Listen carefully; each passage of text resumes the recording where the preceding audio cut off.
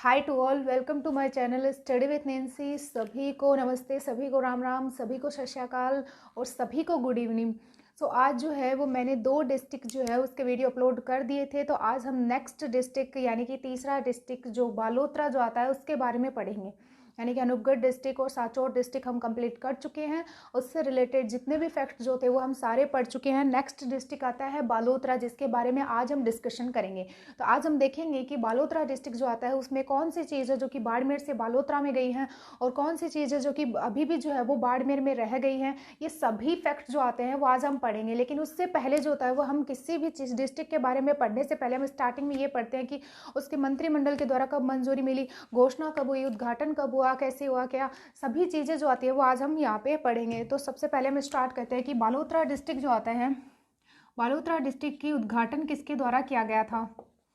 Balotra district का उद्घाटन किसके द्वारा किया गया था? तो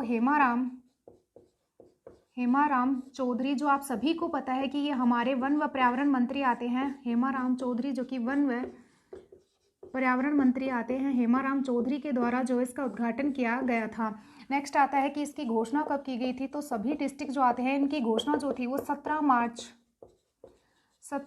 2023 को की गई थी। नेक्स्ट आता है कि इसकी जो है वो मंत्रिमंडल ने मंजूरी कब दी थी। मंत्रिमंडल के द्वारा इसको मंजूरी कब दी गई थी? तो मंत्रिमंडल के द्वारा मंजूरी दी गई थी 4 अगस्त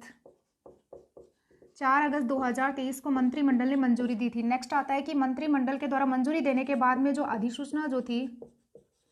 अधिसूचना जारी कब हुई थी? अधिसूचना जारी हुई थी 6 अगस्त 2023 को अधिसूचना जारी हुई थी। नेक्स्ट आता है कि ये जो अधिसूचना जो थी वो लागू कब हुई थी। तो ये अधिसूचना जो थी वो लागू हुई थी 2023 को, यानी कि 7 अगस्त 2023 को अधिसूचना लागू हुई थी। नेक्स्ट आता है कि किस कमेटी का गठन किया गया था नए जिलों को बनाने के लिए। तो राम लुभाया कमेटी के द्वारा गठन किया गया था। राम लुभाया कमेटी का गठन किया गया था नई डिस्ट्रिक्ट को जो वो डेवलप करने के लिए। इन्होंने जो है वो कितने नए डिस्ट्रिक्ट दिए थे? तो 19 जो है वो नए जिले बनाए थे और 3 जो है वो नए संभाग बनाए थे राम लुभाया कमेटी। नेक्स्ट आता है कि अब हम बात करते हैं कि इसके जो वो प्रथम कलेक्टर कौन आते हैं, यानी कि इसके प्रथम कलेक्टर कौन आते हैं। तो प्रथम कलेक्टर जो आते हैं वो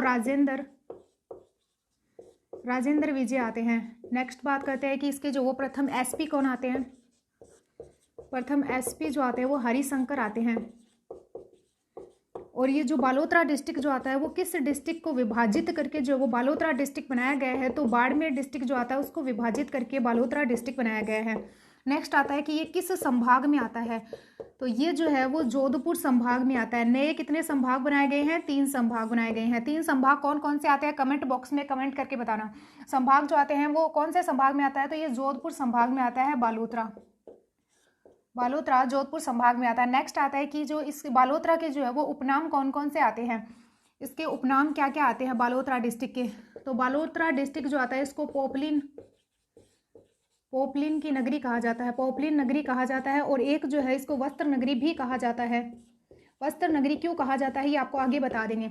यानी कि हमने बात कर लिया कि बालोतरा डिस्ट्रिक्ट का उद्घाटन जो था वो हेमाराम चौधरी के द्वारा किया गया था, जो कि वन व पर्यावरण मंत्री आते हैं। नेक्स्ट इसके कलेक्टर जो आते हैं वो राजेंद्र विजय आते हैं। इसके एसपी जो आते हैं वो हरिशंकर आते हैं। इसके उद्घाटन जो था वो इसके द्वारा किया गया था। घोषणा जो थी वो 17 मार्च 2023 को की गई थी। मंत्रिमंडल के द्वारा 4 अगस्त 2023 को जो है वो मतलब मंत्रिमंडल के द्वारा मंजूरी दी गई थी। अधिसूचना कब जारी की गई थी? 6 अगस्त 2023 को। अधिसूचना लागू कब हो गई थी? तो 7 अगस्त 2023 को। कमेटी का गठन कौन सी कमेटी का गठन किया गया था नए जिलों का जो बनाने के लिए? तो राम लुभाया कमेटी का गठन किया गया था सीएम अशोक गहलोत जी के द्वारा।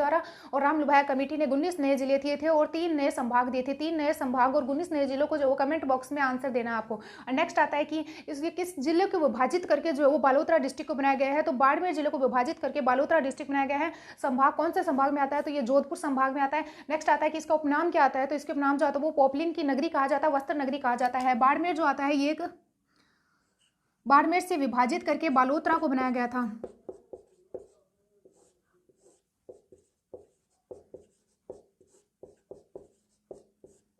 यानी कि बाड़मेर से विभाजित करके बालोतरा को बनाया गया था। बालोतरा जो आता है ये एक अंतर्वर्ती जिला आता है।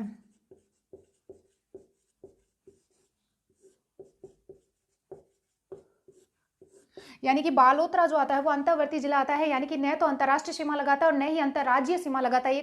देखें कि बालोतरा डिस्ट्रिक्ट जो आता है उसमें कितनी तहसीलें आती हैं, यानी कि बालोतरा डिस्ट्रिक्ट जो आता है उसमें कितनी तहसीलें आती हैं, तो इसमें टोटल जो है वो 7 तहसील आते हैं।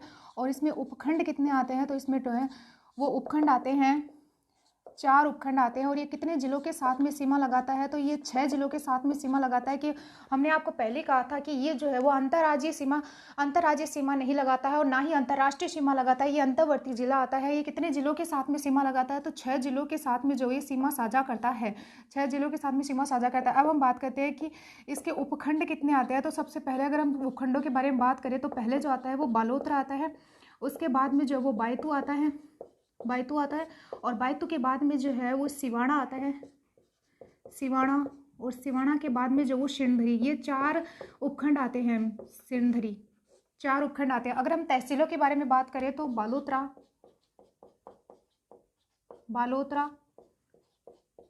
पंचपदरा,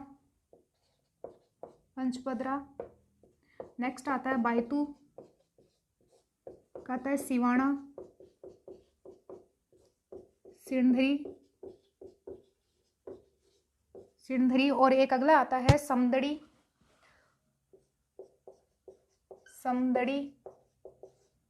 एक आता है गीडा, और एक आती है कल्याणपुर। यानी कि बालोतरा, पंचभद्रा, बायतू, सिणवाड़ा, सिणधरी, समदड़ी, गीडा और कल्याणपुर जो आती है वो बालोतरा तहसील आती है, बालोतरा की तहसील आती है।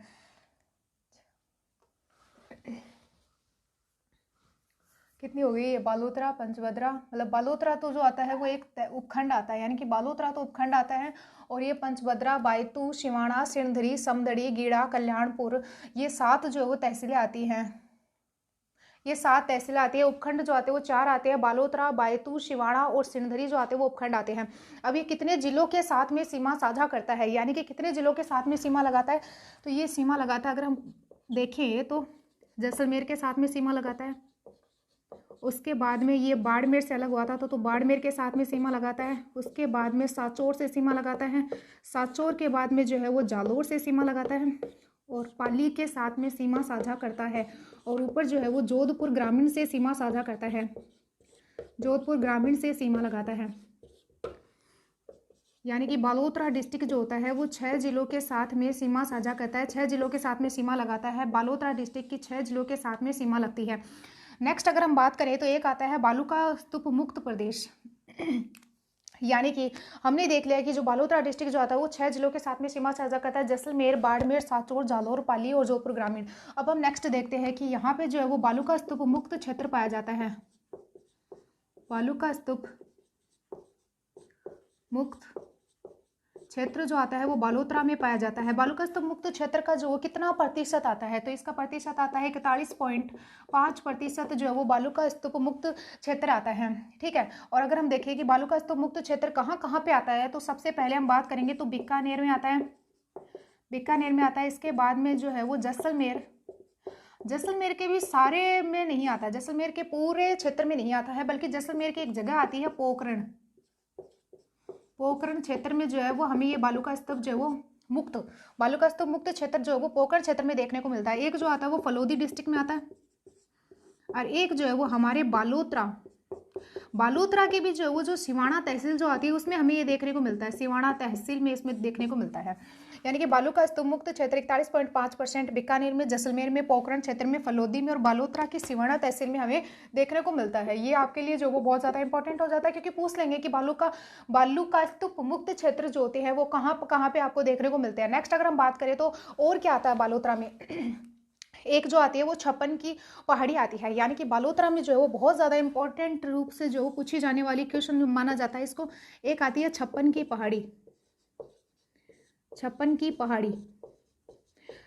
पहाड़ी जो आती है ये कहाँ पे आती है, तो ये सिवाना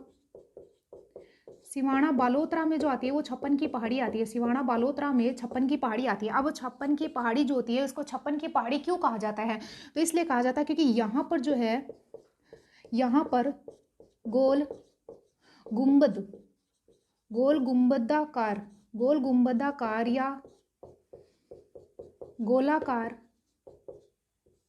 गोलाकार पहाड़ी होने की वजह से जो है वो इसको कहा जाता है। ठीक है, और ये यानी कि जो मोकलसर से लेकर बालोतरा सिवाना तक जो वो 56 की पहाड़ियाँ फैली हुई है। यहाँ पर नाकोड़ा भैरव मंदिर आता है जो कि जैन तीर्थ स्थान माना जाता है। इसको राजस्थान का मेवा नगर भी कहा जाता है। अब हमने 56 की पहाड़ियों के बारे में बात कर ली, तो नेक्स्ट अगर हम देखें कि 56 की पहाड़ियों के साथ में कुछ और फैक्ट्स जो कि आप सभी के लिए बहुत ज़्यादा इंपॉर्टेंट हो जाते हैं, तो वो कौन कौन से आते हैं। तो सबसे पहले अगर हम बात करें तो 56 की पहाड़ियाँ देख ली, तो एक आता है 56 का मैदान। 56 का मैदान, और ये 56 का मैदान आपको कहाँ देखने को मिलता है, तो 56 का मैदान जो होता है वो प्रतापगढ़ और बांसवाड़ा में मिलता है। ये आप सभी को पता है, 56 का मैदान प्रतापगढ़ और बांसवाड़ा में देखने को मिलता है। और प्रतापगढ़ और बांसवाड़ा में ये मैदान आता है 56 का मैदान। और 56 का मैदान जो होता है वो माही बेसिन में आता है, माही बेसिन में आता है। 56 का मैदान माही बेसिन में आता है, माही नदी बेसिन में आता है। माही नदी बेसिन में 56 का मैदान आपको देखने को मिलता है। नेक्स्ट अगर हम बात करें कि बालोतरा डिस्ट्रिक्ट जो आता है इसमें और क्या क्या चीज आती है। बालूका स्तूपों के बारे में पढ़ लिया हमने, यानी कि इसकी तहसीलें, उपखंड, ये सभी चीज़ों के बारे में देख लिया। 56 की पहाड़ी के बारे में देख लिया कि 56 की पहाड़ी कहाँ पे आती है। और 56 का मैदान जो आता है वो प्रतापगढ़, बांसवाड़ा, माही नदी बेसिन में आता है। और एक जो है वो 56 से रिलेटेड एक चीज़ और देखने को मिलती है, एक आता है 56 अकाल। 56 अकाल जो था वो कब पड़ा था, तो 1899 ईस्वी और 1956 विक्रम संवत में जो है वो हमें 56 अकाल देखने को मिलता है। 56 अकाल देखने को मिलता है। नेक्स्ट अगर हम बात करें कि बालोतरा जिला जो आता है उसमें नदियां कौन कौन सी आती है, तो नदी की अगर हम बात करें तो नदी जो होती है वो बालोतरा में मुख्य नदी जो होती है वो लूणी नदी होती है। यानी कि बालोतरा में मुख्य नदी के रूप में लूणी नदी को माना जाता है, लूणी नदी आती है। और अगर हम देखें तो एक जो नदी आती है वो शूकड़ी नदी आती है, शूकड़ी नदी आती है। और ये जो शूकड़ी नदी जो होती है वो समदड़ी बालोतरा में समदड़ी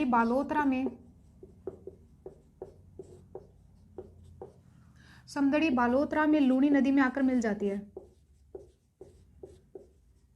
लूणी नदी में आकर मिल जाती है।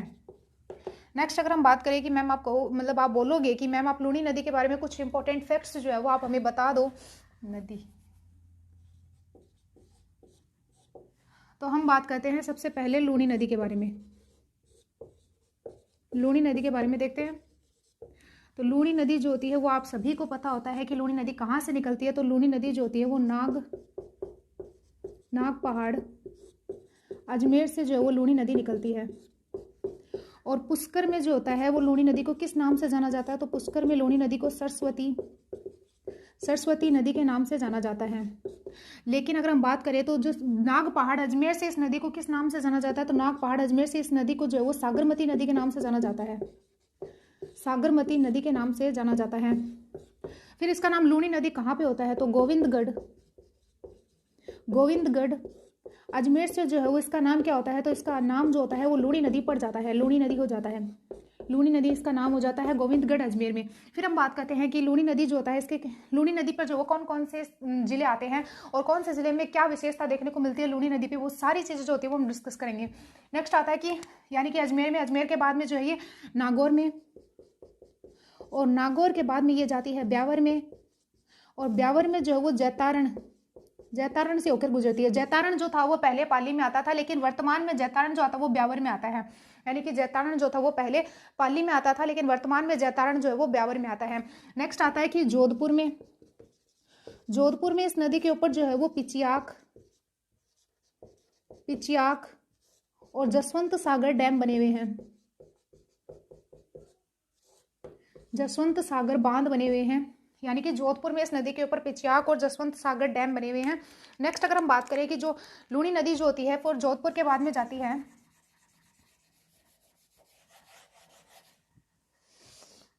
यानी कि लूणी नदी जोधपुर के बाद में कहाँ जाती है, तो वो जाती है बालोतरा में। बालोतरा में लूणी नदी के लिए क्या क्या आते हैं, तो बालोतरा में जो है ये लूणी नदी सर्वाधिक प्रदूषित हो जाती है। बालोतरा में सर्वाधिक नदी जो है वो कहाँ जाती है, फिर उसके बाद में जो है ये सांचौर डिस्ट्रिक्ट में बाड़मेर में आती है। लूनी नदी बाड़मेर में आती है, बाड़मेर में आती है, उसके बाद में जो है वो ये सांचौर में जाती है। सांचौर के बाद में ये कहाँ से निकलती है, तो ये जाती है, लास्ट अंतिम छोर आता है गुजरात। गुजरात में जो है वो कच्छ के रण, आप सभी को पता है कच्छ का रण कहाँ पे आता है, गुजरात में कच्छ के रण में अरब सागर में जाकर गिर जाती है, अरब सागर में जाकर गिर जाती है। सारे फैक्ट्स जो आते हैं वो आपके लिए बहुत ज़्यादा इंपॉर्टेंट हो जाते हैं कि लूनी नदी जो होती है उसकी टोटल लंबाई 795 किलोमीटर आती है। लूनी नदी बालोतरा में सर्वाधिक प्रदूषित हो जाती है क्योंकि यहाँ पे जो है वो अजरक प्रिंट, मल्लिर प्रिंट पाई जाती है। नेक्स्ट आता है कि लूनी नदी जो होती है उसकी टोटल लंबाई 795 आती है और ये लूनी नदी का अंतिम नगर जो माना जाता है वो सांचौर माना जाता है। और लूनी की नदी के ऊपर जो है वो जोधपुर में जो है वो डैम बना हुआ है, जसवंत सागर डैम बना हुआ है, पिचियाक डैम बना हुआ है। ये सभी फैक्ट्स जो आते हैं वो लूनी नदी के आते हैं। नेक्स्ट अगर हम बात करें कि लूनी नदी के ऊपर जो वो और क्या क्या आते हैं, तो लूनी नदी के ऊपर आपको देखने को मिलता है मल्लीनाथ जी का पशु मेला, यानी कि मल्लीनाथ पशु मेला जो होता है वो कहाँ पे आता है। मल्लीनाथ जी का पशु मेला जो आता है वो चैत्र माह में बढ़ता है और ये कहाँ पे आता है, तो शिवाड़ा तिलवाड़ा में, यानी कि मल्लीनाथ पशु मेला जो होता है वो तिलवाड़ा बाड़मेर में आता है। मल्लीनाथ पशु मेला जो होता है वो लूनी नदी के किनारे आता है, लूनी नदी के किनारे आता है। नेक्स्ट अगर हम बात करें कि मल्लीनाथ पशु मेला जो होता है वो राजस्थान का सबसे प्राचीनतम मेला आता है, राजस्थान का सबसे प्राचीनतम मेला आता है। मल्लीनाथ जी का पशु मेला चैत्र माह में आयोजित किया जाता है, तिलवाड़ा बाड़मेर में आता है, लूनी नदी के किनारे आता है, राजस्थान का सर्वाधिक प्राचीनतम मंदिर मेला आता है। और मल्लीनाथ जी के पशु मेला जो होता है यहाँ पे और किस लिए प्रसिद्ध है, तो ये आता है गोवंश के लिए बहुत ज़्यादा प्रसिद्ध है। गोवंश यहाँ पे जो है वो कॉन्क्रेज नस्ल की गाय पाई जाती है, कॉन्क्रेज पाई जाती है, और एक जो है वो थारपारकर नस्ल की गोवंश पाया जाता है, थारपारकर नस्ल के गोवंश पाया जाता है, और एक मालानी नस्ल का पाया जाता है, मालानी नस्ल के घोड़े पाए जाते हैं। मालानी नस्ल के घोड़े जो होते हैं वो मल्लीनाथ पशु मेले में आपको देखने को मिल जाते हैं, मालानी नस्ल के घोड़े यहाँ पे देखने को मिलते हैं। और एक जो होता है वो कॉन्क्रेज और जो सिंधी नस्ल के घोड़े जो होते हैं, सिंधी नस्ल के सिंधी नस्ल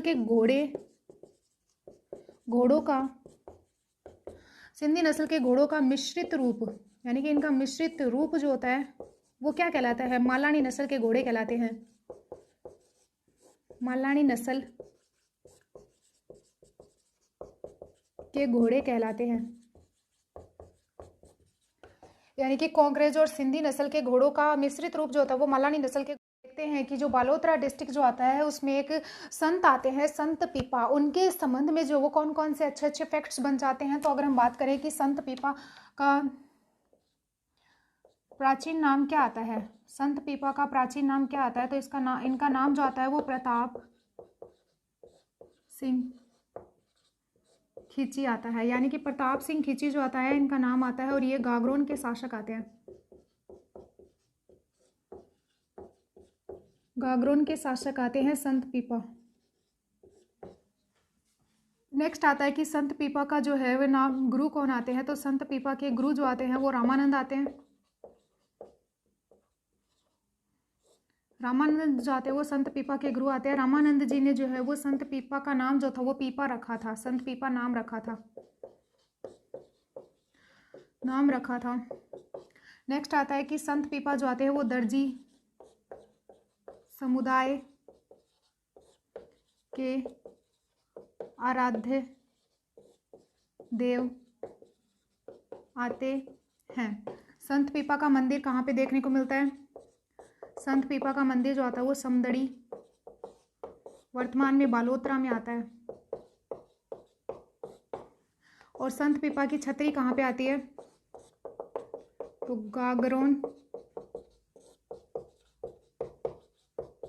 गागरोन झालावाड़ में संत पीपा की छतरी आती है। संत पीपा की गुफा कहाँ पे देखने को मिलती है, तो टोडा राइसिंग वर्तमान में जो है वो केकड़ी में आता है। पहले जो था वो टोंक में आता था, लेकिन वर्तमान में केकड़ी में आता है। टोडा राइसिंग केकड़ी में जो है वो हमें संत पीपा की गुफा देखने को मिलती है।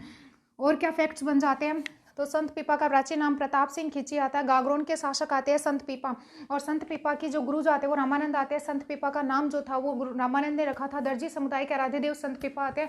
इनका मंदिर जो आता है वो समदड़ी बालोतरा में आता है।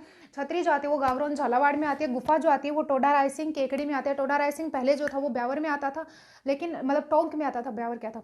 टोडा रायसिंह पहले टोंक में आता था, वर्तमान में टोडा रायसिंह केकड़ी में आता है। ये सारे फैक्ट्स जो आते हैं वो आपके लिए बहुत ज़्यादा इंपॉर्टेंट हो जाते हैं, तो आप इनको जो वो लिख लेना। नेक्स्ट अगर हम बात करते हैं कि पंचभद्रा झील, पंचभद्रा झील जो आती है वो कहाँ पे देखने को मिलती है, तो पंचभद्रा झील जो आती है वो सिवाना, मतलब कि पंचभद्रा झील जो आती है वो कौन सी तहसील में आती है, तो पंचभद्रा। अब वर्तमान में जो वो बालोतरा में आती है, पहले जो था वो बाड़मेर में आता था, पंचभद्रा बालोतरा में देखने को मिलती है। इसमें जो वो 98% NaCl पाया जाता है, जो कि खाने योग्य नमक होता है। और ये राजस्थान की खारे पानी की झील आती है, खारे पानी की झील आती है। और अगर हम नेक्स्ट बात करें कि ये जो है वो खारवाल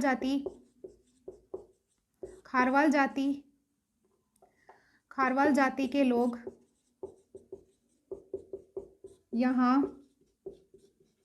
मोरली झाड़ी से नमक उत्पादित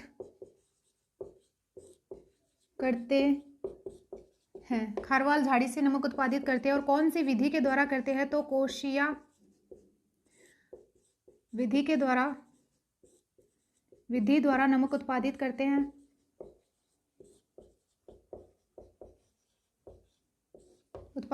हैं। ये सारे फैक्ट्स आपके लिए इंपॉर्टेंट हो जाते हैं कि पंचभद्रा झील जो आती है वो 98% जो है यहाँ पे NaCl पाया जाता है। और पंचभद्रा झील जो आती है वो पंचभद्रा बालोतरा में आती है। और पंचभद्रा झील में खारवाल जाति के द्वारा जो वो मोरली झाड़ी में नमक उत्पादित किया जाता है। और नेक्स्ट आता है कि पंचभद्रा झील का निर्माण जो है वो किसने किया था, तो इसके नाम पे ही जो है वो इसका निर्माण किया गया था। निर्माण जो था वो इस पंचभद्रा झील का निर्माण जो था वो पंचा भील के द्वारा किया गया था। पंचभद्रा झील का निर्माण पंचा भील के द्वारा किया गया था। खारवाल जाति के लोग जो थे वो मोरली झाड़ी के द्वारा जो उसमें नमक उत्पादित करते थे। नेक्स्ट अगर हम बात करें कि पंचभद्रा झील के बाद में जो एक पंचभद्रा रिफाइनरी आती है, पंचभद्रा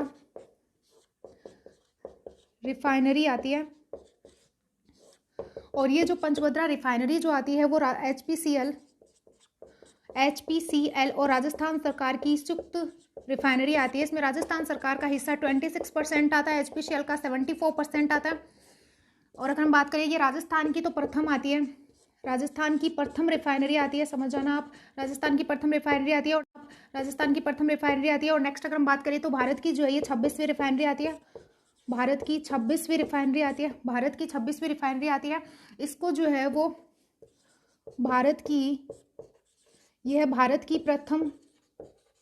भारत की प्रथम रिफाइनरी है जो इको फ्रेंडली रिफाइनरी आती है। इको फ्रेंडली रिफाइनरी आती है, यानी कि पर्यावरण के अनुकूल रिफाइनरी आती है। पर्यावरण के अनुकूल रिफाइनरी आती है ये।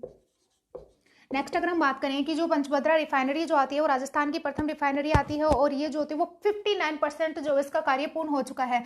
पंचभद्रा रिफाइनरी का कार्य जो था वो 59% पूर्ण हो चुका है, यानी कि इसका कार्य 59% जो वो पूर्ण हो चुका है। और यह जो है वो राजस्थान की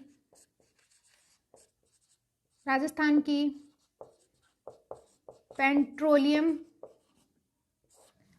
सह कॉम्प्लेक्स यानी कि पेट्रोलियम सह कॉम्प्लेक्स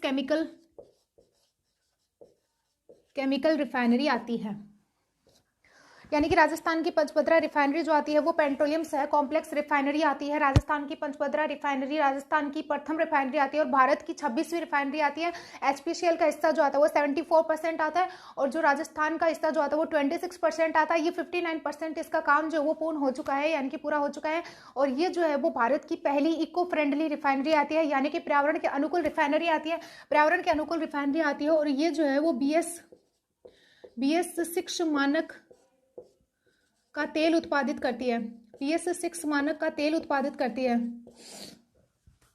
और ये जो है वो राजस्थान की पेट्रोलियम सह कॉम्प्लेक्स रिफाइनरी आती है।